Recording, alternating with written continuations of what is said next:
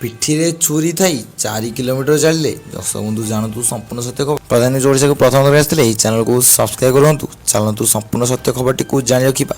ହଁ ଆଜ୍ଞା, ପିଠିରେ ଭୁଷା ହୋଇଥିଲା ଛୁରୀ। 4 କିଲୋମିଟର ଚାଲି ଚାଲି ହସ୍ପିଟାଲରେ ପହଞ୍ଚିଲେ ଯୁବକ। କିଏ ଆକ୍ରମଣ କଲା ତାହା ଅସ୍ପଷ୍ଟ। ପିଠିରେ ଭୁଷା ହୋଇଥିବା ଛୁରୀ, ନିଗିଡ଼ି ପଡ଼ୁଥିବା ରକ୍ତ, ସେହିଭଳି ଅବସ୍ଥାରେ ଜଣେ ଯୁବକ ଦୀର୍ଘ 4 କିଲୋମିଟର ଚାଲି ଚାଲି ବଞ୍ଚାଇଛନ୍ତି ଜୀବନ।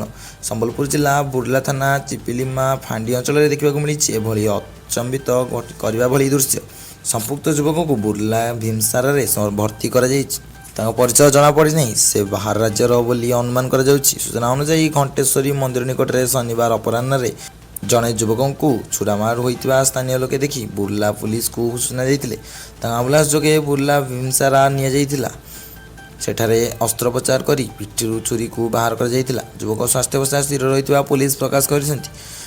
ଯୁବକ ଜଣକ ମାନସିକ ଭିନ୍ନକ୍ଷମ ବୋଲି ପୁଲିସ ପ୍ରାଥମିକ ତଦନ୍ତରୁ ଜାଣିବାକୁ ପାଇଛନ୍ତି। କଥାବାର୍ତ୍ତାରୁ ସେ ବାହାର ରାଜ୍ୟର ନେଉଥିବା ଅନୁମାନ କରାଯାଉଛି। ଯୁବକଙ୍କ ପରିଚୟ ମିଳିପାରିନାହିଁ। ପ୍ରତ୍ୟକ୍ଷଦର୍ଶୀଙ୍କ କହିବା ଅନୁଯାୟୀ ଯୁବକ ପିଠିରେ ଛୁରୀ ଲାଗି ରକ୍ତଚାପ ହେଉଥିବା ସତ୍ତ୍ୱେ ସେ ବରହମପୁରା, ସ୍ନେହାପାଳି, ଟିକିହିପାଳି, ବକବିରା ଦେଇ ଚାଲି ଚାଲି ଘଣ୍ଟେଶ୍ୱରୀ ମନ୍ଦିର ନିକଟକୁ ପହଞ୍ଚିଥିଲେ।